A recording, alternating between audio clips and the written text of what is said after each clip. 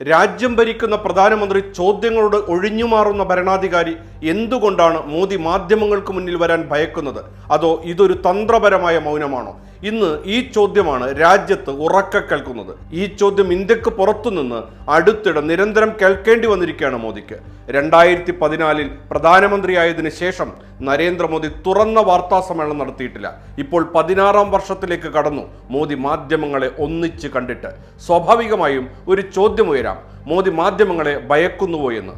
നിലവിൽ മോദി ജനങ്ങളെ അഭിമുഖീകരിക്കുന്നത് പ്രസംഗങ്ങൾ, സാമൂഹിക മാധ്യമങ്ങൾ, പാർലമെന്റിലെ അഭിസംബോധനകൾ, മൻ കി ബാത്ത് എന്നിവയിലൂടെയാണ്. എന്നാൽ ഇത്തരം വേദികളിൽ സാധാരണയായി വിഷയം നിയന്ത്രിക്കാനും മുൻകൂട്ടി നിശ്ചയിക്കാത്ത തുടർ ചോദ്യങ്ങൾ ഒഴിവാക്കാനും അധികൃതർ ശ്രമിക്കുമെന്നുറപ്പ്. അപ്പോൾ സ്വതന്ത്രമായി വരുന്ന ചോദ്യങ്ങളെ മോദി ഭയപ്പെടുകയല്ലേ?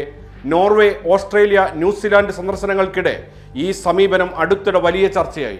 നോർവേയിൽ എന്തുകൊണ്ടാണ് അദ്ദേഹം മാധ്യമപ്രവർത്തകരുടെ ചോദ്യങ്ങൾ സ്വീകരിക്കാത്തതെന്ന് മാധ്യമപ്രവർത്തക പരസ്യമായി ചോദിച്ചെങ്കിലും മോദി മറുപടി നൽകിയില്ല. ഓസ്ട്രേലിയയിൽ മോദിയുടെ പൊതുപരിപാടികൾ മുൻകൂട്ടി ക്രമീകരിച്ചവയാണെന്നും സ്വതന്ത്രമായ വാർത്താ സമ്മേളനങ്ങൾ അദ്ദേഹം ഒഴിവാക്കുന്നുവെന്നും ഒരു ടെലിവിഷൻ റിപ്പോർട്ടർ പറയുന്ന സാഹചര്യമുണ്ടായി.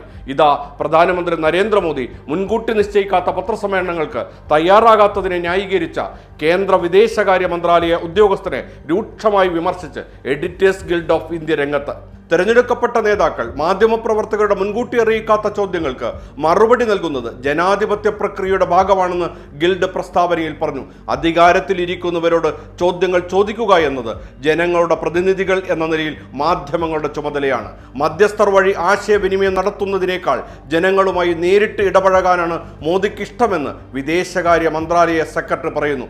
ആധുനിക മാധ്യമങ്ങളിലൂടെ രാഷ്ട്രീയ നേതാക്കൾക്ക് പൗരന്മാരുമായി നേരിട്ട് ആശയവിനിമയം നടത്താൻ കഴിയുന്നതിനാൽ പരമ്പരാഗത വാർത്താ സമ്മേളനങ്ങൾ ഇനി ആവശ്യമില്ലെന്നാണ് സംഘപരിവാർ ന്യായീകരണം. എന്നാൽ ചരിത്രം പരിശോധിച്ചാൽ ഫാഷിസ്റ്റുകൾ അടക്കം സ്വേച്ഛാധിപതികൾ പത്രസമ്മേളനം ഒഴിവാക്കുന്നത് പതിവാണ്. ഒരു തുറന്ന വാർത്താ സമ്മേളനത്തിൽ സ്വതന്ത്ര മാധ്യമപ്രവർത്തകർ ചോദ്യങ്ങൾ തിരഞ്ഞെടുക്കുകയും വിശദീകരണം ആവശ്യപ്പെടുകയും സർക്കാർ ഒഴിവാക്കാൻ ആഗ്രഹിക്കുന്ന വിഷയങ്ങൾ ഉന്നയിക്കുകയും ചെയ്യും.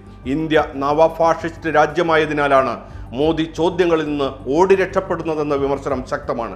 ഇവിടുത്തെ പട്ടിണിയെക്കുറിച്ച്, പത്രസ്വാതന്ത്ര്യത്തെക്കുറിച്ച്, പരിസ്ഥിതിയെക്കുറിച്ച്, ന്യൂനപക്ഷ ദളിത് കൊലകളെക്കുറിച്ച് ഒക്കെ ചോദ്യങ്ങൾ വരും. ഈ അപകടത്തിൽ നിന്നുള്ള ഒളിച്ചോട്ടമാണിതെന്ന് വ്യക്തം. ചോദ്യങ്ങൾ ചോദിക്കുന്നവനാണ് ജനാധിപത്യത്തിന്റെ കാവലാൾ. അവിടെ ഉത്തരം നൽകാൻ ഭരണാധികാരി ബാധ്യസ്ഥനാണ്. ചോദ്യങ്ങൾക്ക് മറുപടിയില്ലാത്ത മൗനം ജനാധിപത്യത്തെ ദുർബലപ്പെടുത്തുമെന്നുറപ്പ്. അതാണ് ഈ രാജ്യത്ത് സംഭവിക്കുന്നത്.